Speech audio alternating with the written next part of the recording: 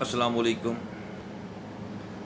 मैं हूं उमर शहज़ाद और आप देख रहे हैं मेरा यूट्यूब चैनल उमर शहज़ाद के साथ दीन और दुनिया। अभी तक जिन दोस्तों ने चैनल को सब्सक्राइब नहीं किया वो चैनल को सब्सक्राइब करें और बेल आइकन को प्रेस करें और वीडियो को आगे शेयर किया करें। तो दोस्तों, आज का व्लॉग हमारा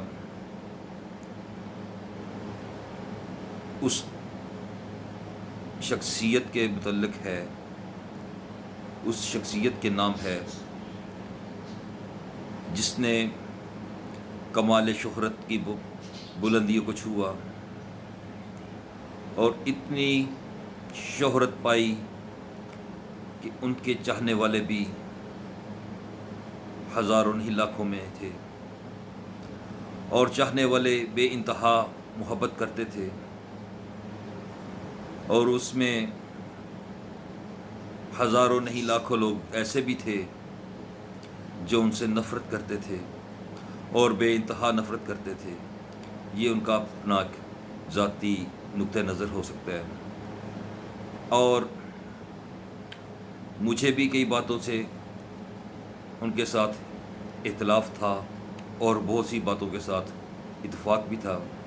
मगर वो मेरी ज़ाती राय है। मगर जितनी शोहरत, जितनी बुलंदी उस शख्स ने पाकिस्तान में पाई, मेरी मुराद डॉक्टर आमर लियाकत हुसैन की है। वो एक सितारा बन के उभरा, मीडिया पे छाया। उसने एक नया ट्रेंड लॉन्च किया रमज़ान ट्रांसमिशन के नाम से और रमज़ान को एक बाकायदा फेस्टिवल का लेवल दे दिया कि लोग सहरी होती या अफ्तारी बाकायदा उसके शो का इंतज़ार करते। फिर उसके बाद नीलाम घर के बाद उसने इनाम घर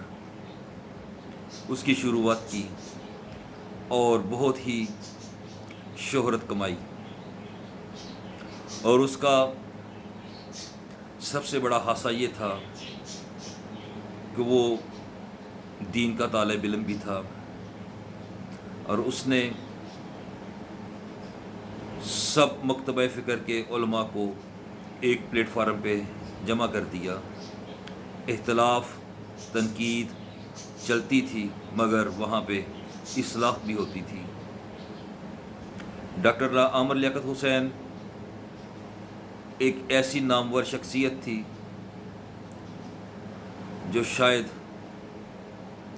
बहुत ही अरसे में पैदा होती है। वो एक पाकिस्तानी वो शख्सियत भी थी जो मतवातर 5 साल पूरी दुनिया के 500 नामवर मजहबी शख्सियत में उनका नाम आता था और फिर एक सियासतदान भी थे। हर इंसान की गलतियां और अच्छाइयाँ साथ साथ चलती हैं और जिनका इख्तिलाफ था वो उनकी ज़ाती राय थी और बहुत सी बातें उनकी ऐसी थी कि जिसके मुतल्लिक़ इंसान गुमान करता है। जैसा कि हमारे पाकिस्तान में एक चीज़ मशहूर है कि शिया सुन्नी अहले हदीस देवबंद एक प्लेटफार्म पे इकट्ठे नहीं हो सकते। उस बंदे ने इन सब को एक प्लेटफार्म पे इकट्ठा कर दिया। उस बहस मुबासे में इख्तिलाफ भी होता और इस्लाह भी होती और उस इंसान का एक बहुत ही अजीम काम ये था कि बाकायदा सऊदी हुकूमत से इजाज़त लेके जन्नतुल बकी में حضرت اما عائشہ رضی اللہ تعالیٰ عنہ کی قبر اطہر پہ بیٹھ کے حضرت اما عائشہ کی زندگی پہ، سیرت پہ مقدمہ لکھا اور اس کو ایک کتاب کی شکل دی۔ میری ذاتی رائے ہے کہ اس کتاب میں اگر آپ کبھی اتفاق ہو اس کو پڑھنے کا، جو اس کا مقدمہ ہے وہ بہت ہی عمدہ ہے، ان الفاظوں کا چناؤ بہت ہی عمدہ ہے، اور باقاعدہ آپ اس چیز کو جانتے ہیں کہ سعودی حکومت کوئی بھی غلط کام کی اجازت نہیں دیتی، خاص طور پہ قبروں پہ بیٹھ کے۔ تو ڈاکٹر عامر لیاقت حسین نے حضرت اما عائشہ رضی اللہ تعالیٰ عنہ کی قبر اطہر پہ بیٹھ کے وہ مقدمہ لکھا، اور مجھے اللہ سے گمان ہے کہ ان کی نجی زندگی میں، ان کی ذاتی زندگی میں جو کوتاہیاں تھیں، گناہ تھے، اللہ ان کو معاف کرے، اور انشاءاللہ کرے گا، کیونکہ اگر اس زبان سے کچھ غلط الفاظ نکلے تو بہت سا قرآن بھی نکلا، احادیث بھی نکلیں، آقا علیہ الصلوۃ والسلام کے فرمان بھی نکلے، تو اللہ تعالیٰ ان کے صغیرہ کبیرہ گناہ معاف فرمائے، کیونکہ کریم آقا علیہ الصلوۃ والسلام کا فرمان ہے کہ جب کوئی دنیا سے چلا جائے، جب تمہارا بھائی کوئی فوت ہو جائے